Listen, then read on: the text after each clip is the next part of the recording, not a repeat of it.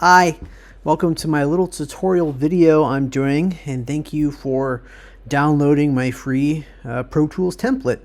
I like to call this a little bit of a closed loop template. What that means is you're going to be able to get your mix down and get your final delivered finished product without having to do a comprehensive mix at all. Why? Because it's all going to be handled internally, and we're going to push our final mix to an aux track input.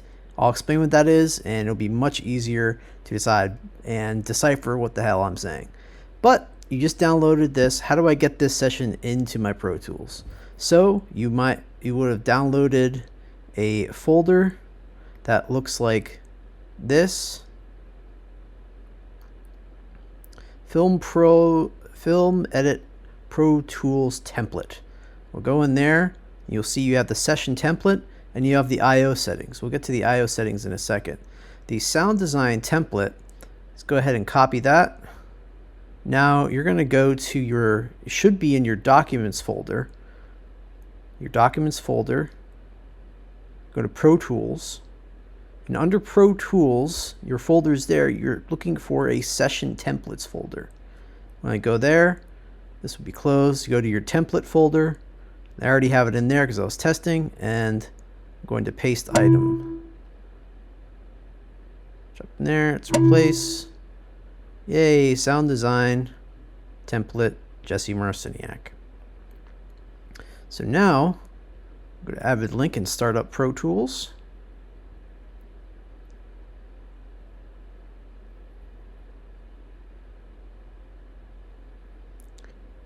Gotta love how quick Pro Tools is on opening. Yes. And I'm not entirely sure, but I think this will only also work with the Pro Tools Studio input. So you want to do create from template, make sure that's peaked, and then under your template folder, these are all automatic ones that come with Pro Tools to begin with, but under your template folder, you'll see that. And then you'll see the sound design template, Jesse Marciniak. So let's go ahead and create. And I'll do this OBS test or just recording.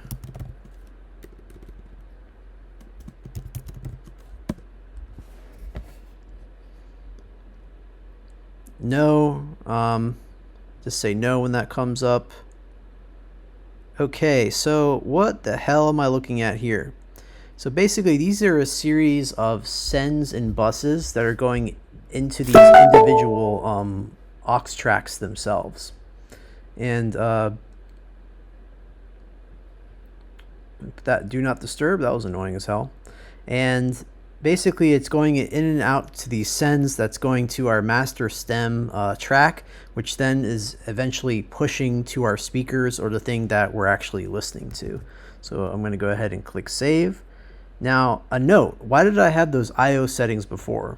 So let me go to my I/O here, and these are already correctly connected up to my headphones because I set that, and I also sent that up in my playback machine to switch it to my headphones. That's something you might have to do when you set that up.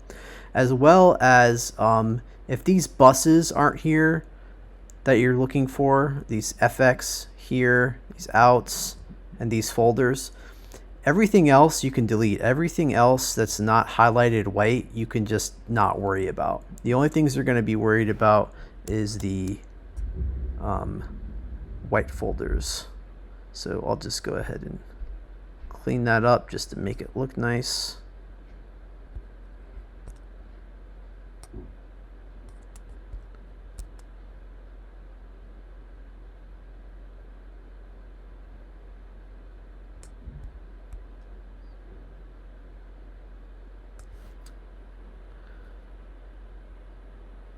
So look at that. Great. All nice and neat. Okay. So how do I import audio, and where do I put it in this? So basically I want you to look at these routing folders that you have here on the left. So I'll just do a shortcut.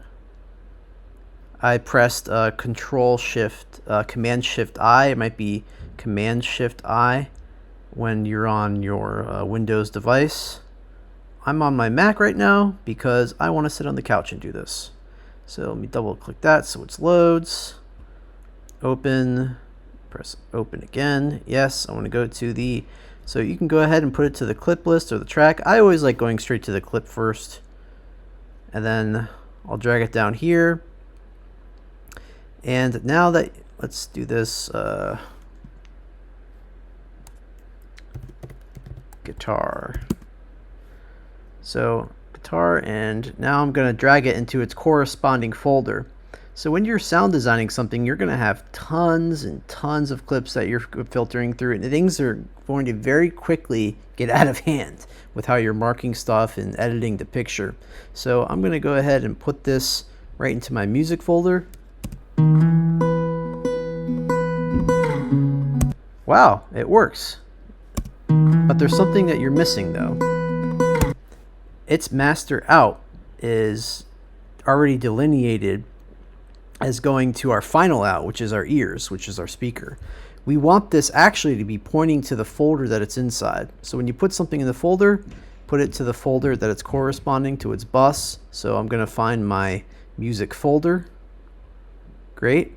And my music folder is then pointing to my music bus stem, which is up here, which is pointing to my master bus, which is pointing to this.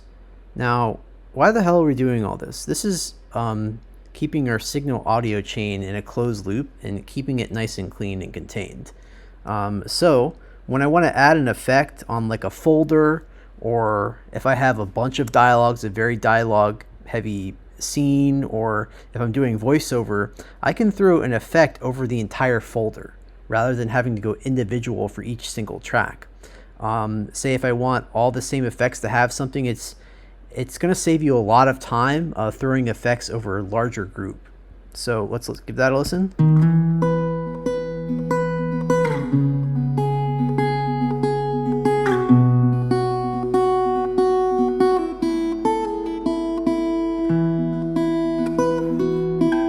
Great.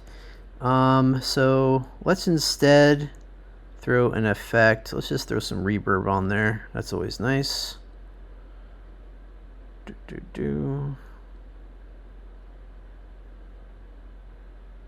Church.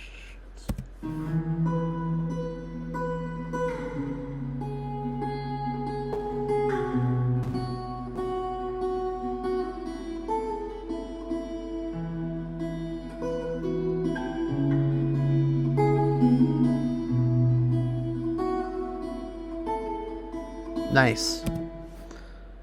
So now you got your tracks where you want them, you got your effects where you want them. So now I'm ready to send my deliverable, or I want to send something to, here's my first mix of the sound design for the short film.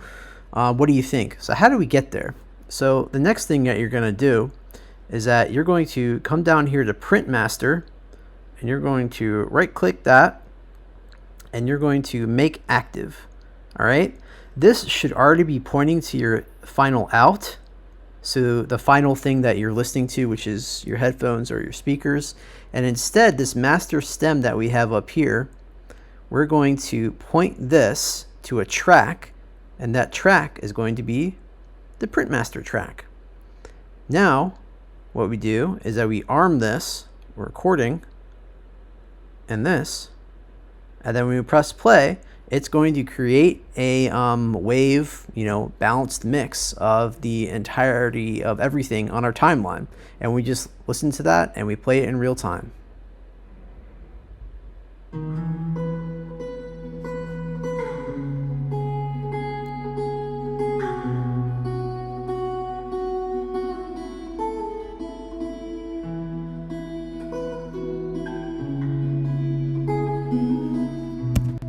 All right, that's good. So let me de-arm that. Let me just solo that. Great, it's on there. Although we might not be able to see the waveforms exactly, we know that it's there. It's hard to see when it's in 5.1. But then, we have the track, and we can rename this